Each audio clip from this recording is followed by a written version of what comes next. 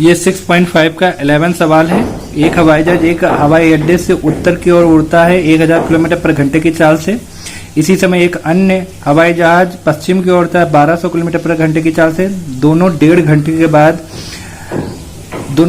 के बाद दोनों हवाई जहाजों के बीच की दूरी क्या होगी। मान लिया ओ एक अड्डा है, ओ से एक कोई पी हवाई जहाज है, वो 1000 किलोमीटर पर आवर की स्पीड से 1.5 घंटा यानी कि एक सही 1/2 घंटे उड़ता है।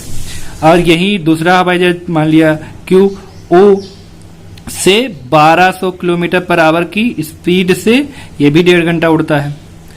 अब मान लीजिए दूसरा हवाई जहाज है वो क्यू बिंदु पर पहुंचा और पहला हवाई जहाज पी बिंदु पर पहुंचा, तो कह रहे हैं कि बीच की दूरी निकालिए, तो पी और क्यू की दूरी निकालनी है। ठीक है, तो वही हमने मान लिया, माना पहला हवाई जहाज ओ से उत्तर की ओर 1000 किलोमीटर पर घंटे की चाल से, वह दूसरा हवाई जहाज ओ से पश्चिम की ओर 1200 किलोमीटर पर घंटे की चाल से क्रमशः पी व क्यू बिंदु पर पहुंचता है। अब हम जानते हैं चाल बराबर क्या होता है, दूरी बटे समय। तो दूरी बराबर क्या हो जाएगी, चाल गुणे समय, समय इधर चला जाएगा।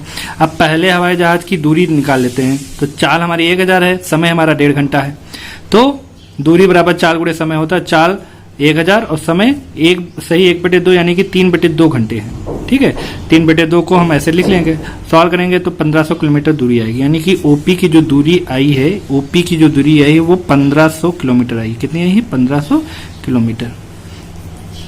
ठीक है, इसी प्रकार सेकंड हवाई जहाज की चाल 1200 किलोमीटर, समय 1.5 घंटा है। ठीक है, तो दूरी बराबर चाल गुणे समय लगाएंगे। चाल इसकी 1200 है और समय 3/2 वही 1.5 घंटा। तो 2 से ये काटेंगे 600 बार, ये कट जाएगा 1800 किलोमीटर, यानी कि ये जो दूरी है वो 1800 किलोमीटर होगी। ठीक है, ओपी बराबर 1500 किलोमीटर, ओक्यू बराबर 1800 किलोमीटर।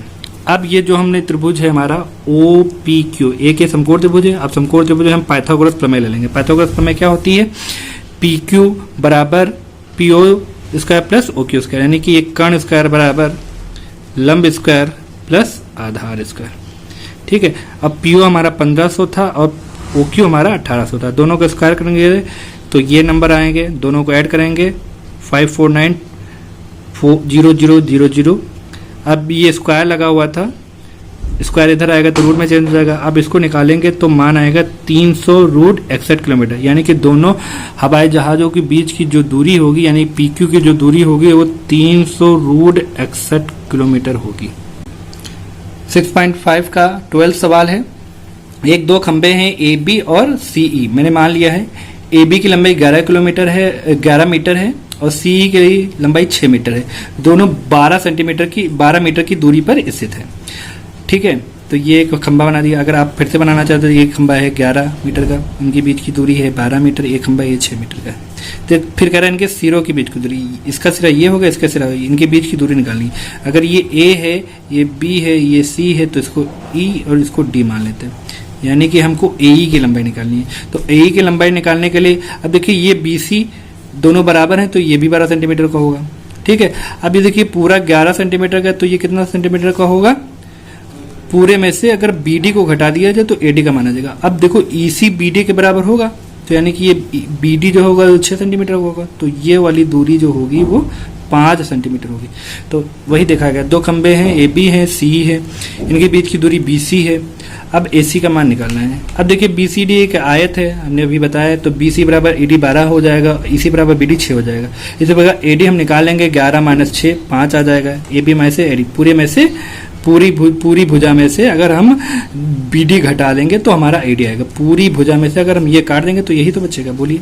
तो अब त्रिभुज AD में, अब ये त्रिभुज समकोण त्रिभुज है, समकोण त्रिभुज AD में क्या होगा, कर्ण स्क्वायर बराबर लंब स्क्वायर प्लस आधार स्क्वायर।